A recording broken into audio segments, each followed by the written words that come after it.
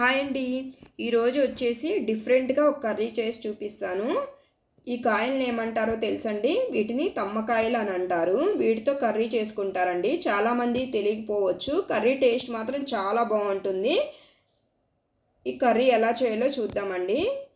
ఈ కాయలన్నిటిని క్లీన్ చేసుకొని ఇలా చిన్న చిన్న ముక్కలుగా కట్ చేసుకోవాలండి. ఇలా చిన్న ముక్కలుగా కట్ చేసుకోవటం వల్ల కర్రీ టేస్ట్ బాగుంటుంది. ఇప్పుడు ఈ ముక్కల్ని మనం ఉడకబెట్టుకోవాలండి. ఈ ముక్కల్లో సరిపడే వాటర్ పోసుకోండి. వాటర్ ఎక్కువ పోయకుండా మీకు ఎన్ని వాటర్ పడతాయో అన్ని పోసుకొని ఉడకబెట్టుకోవాలి. స్టవ్ ఆన్ చేసేసి పైన ప్లేట్ పెట్టేసుకోండి.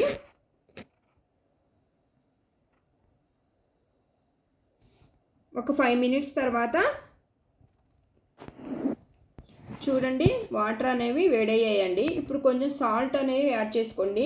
ఈ టైంలో సాల్ట్ యాడ్ చేస్తే ఏంటంటే సాల్ట్ ముక్కలకు పట్టేస్తుందండి, లేకపోతే ముక్కలు సప్పగా ఉండిపోతాయి అన్నమాట. ఒకసారి మొత్తం కలిపేసుకోండి. కలిపేసుకొని మరో 10 నిమిషాలు ఉడకనివ్వండి ముక్కల్ని. 10 నిమిషాల తర్వాత చూడండి ముక్క ఉడికిపోయిందండి. మనకి ఒకసారి ఉడికిందో లేదో చేత్తో ఒక ముక్కను తీసుకొని ఇలా ఒత్తి చూడండి.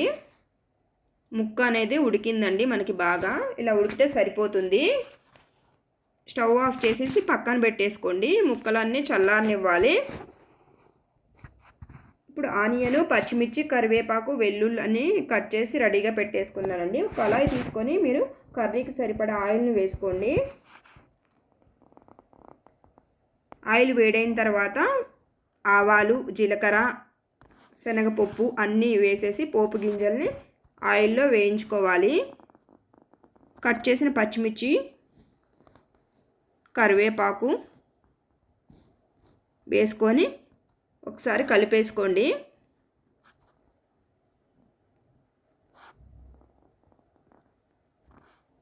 ఇవి లైట్గా ఆయిల్లో వేగిన తర్వాత వెల్లుల్లి తీసుకున్నాం కదండి, వాటిని కచ్చా పచ్చాగా దంచుకొని వేసుకోవాలండి. అప్పుడు ఫ్లేవర్ చాలా బాగుంటుంది. వెల్లుల్లి ఆయిల్లో వేగాలండి.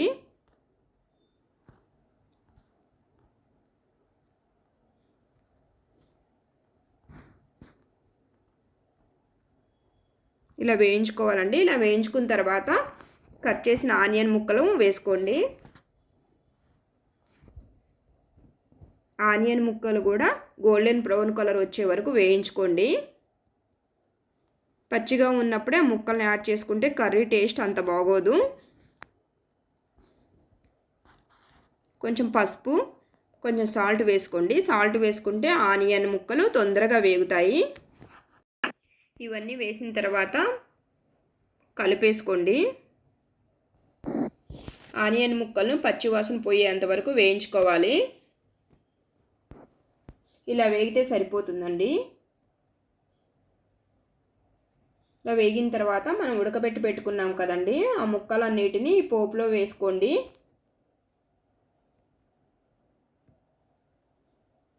మొత్తం కలిసేటట్టు ఇలా కలుపుకోండి. కర్రీని చాలా సింపుల్గా చేసుకోవచ్చండి. టేస్ట్ కూడా అంతే బాగుంటుంది. ఈ కర్రీ అన్నంలోకి కానీ చపాతీల్లోకి కానీ చాలా చాలా బాగుంటుందండి. ఒకసారి ట్రై చేయండి. కర్రీ చాలా బాగా నచ్చుతుంది. నేను కూడా ఫస్ట్ టైం ట్రై చేశానండి కర్రీని. కర్రీ చాలా బాగా నచ్చింది. ఇలా ముక్కలన్నిటినీ కలుపుకున్న తర్వాత మీరు కారం చూసుకొని వేసుకోండి. మీరు కారం ఎక్కువ తింటే దానికి తగినట్లు యాడ్ చేసుకోండి.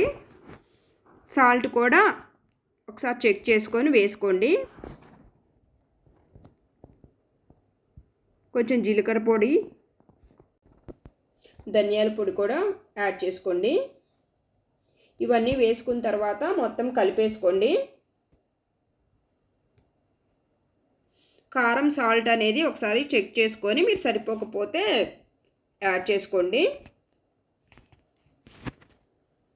ఇవన్నీ వేసుకున్న తర్వాత ఒక 5 మినిట్స్ కర్రీని మగ్గనివ్వండి. అప్పుడు ఇవన్నీ యాడ్ చేసుకున్నాం కదండి, అవన్నీ ముక్కలకు పట్టేసి కర్రీ టేస్ట్ మరింత పెరుగుతుంది.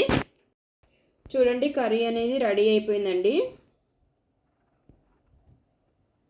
చాలా సింపుల్గా చేసుకోవచ్చండి కర్రీని. టేస్ట్ కూడా అంతే ఉంటుంది. చాలా బాగా నచ్చుతుందండి. అన్నంలోకి కానీ, చపాతీల్లో కానీ చాలా చాలా బావుంటుంది. తప్పకుండా ట్రై చేయండి. Please like and share. Please subscribe to my channel.